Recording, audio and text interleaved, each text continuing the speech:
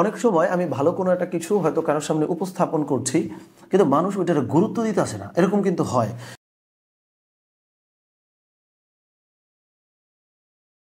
So তখন আমরা মনে করি যে এটা মেবি আমার ফল্ট, বা মানুষ আমার দাম দিচ্ছে না, এটা তো বোধহয় আমার সমস্যা। হ্যাঁ, কখনো কখনো নিশ্চয়ই আপনারও সমস্যা থাকবে, বা আপনি যেই কথাটা বলছেন ওইটা আসলে মানে মানুষের গালি খাওয়ার মতোই কথা, এটা ট্রু। বাট অনেক সময় কিন্তু হয় যে ভালো কথা বলতেছি তাও মানুষ পাত্তা দিতে আসে না, এটা তো ঘটে। সো এইটার ক্ষেত্রে কিছু সলিউশন আছে, বা এইটার ব্যাপারেই মূলত আমরা কিছু কথা বলতে চাই, যেটা নবীজির জীবন থেকে আমরা নেব ইনশাআল্লাহ। যেমন রাসূলুল্লাহ সাল্লাল্লাহু আলাইহি ওয়াসাল্লাম একই কথা বিভিন্ন মানুষের কাছে বিভিন্নভাবে উপস্থাপন করতেন।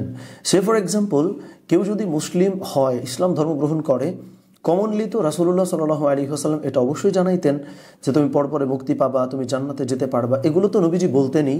কিন্তু খুব গুরুত্বপূর্ণ একটা ব্যাপার হইল, সমাজের যেই অংশের যেই সমস্যা, যাদের যেটা দরকার, যেমন কুরাইশরা খুব ক্ষমতা চাইতো, পাওয়ার চাইতো, তো কুরাইশদের কাছে যখন রাসূলুল্লাহ সাল্লাল্লাহু আলাইহি ওয়াসাল্লাম মানে ইসলামের কথা বলছেন, তখন মূল কথার পাশাপাশি এটাও কিন্তু বলছিলেন যে তোমরা যদি মুসলিম হও তাহলে তোমরা আরব অনারব সবার উপরে রাজত্ব কায়েম করতে পারবা। মানে যার যেটা দরকার ওইটা কিন্তু নবীজি বলছিলেন।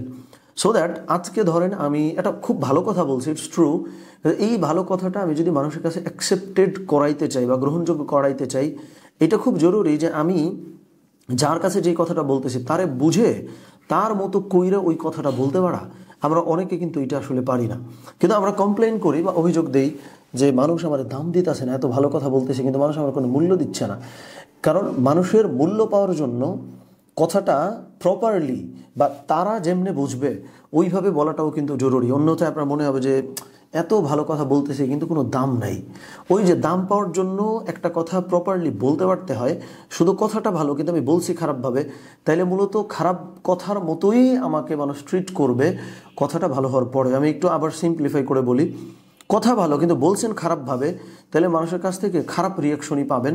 কিন্তু কথা খারাপ কোনোভাবে ভালো করে বলতে পারছেন, তাহলে মানুষের কাছে আপনি ভালো রিয়াকশনও পাবেন। সো এইটা হচ্ছে মূল বিষয়। তো আল্লাহ সুবহানাহু ওয়া তাআলা আমাদের সকলকে আসান করেন বা তৌফিক দান করেন। আমিন। আসসালামু আলাইকুম রহমতুল্লাহ।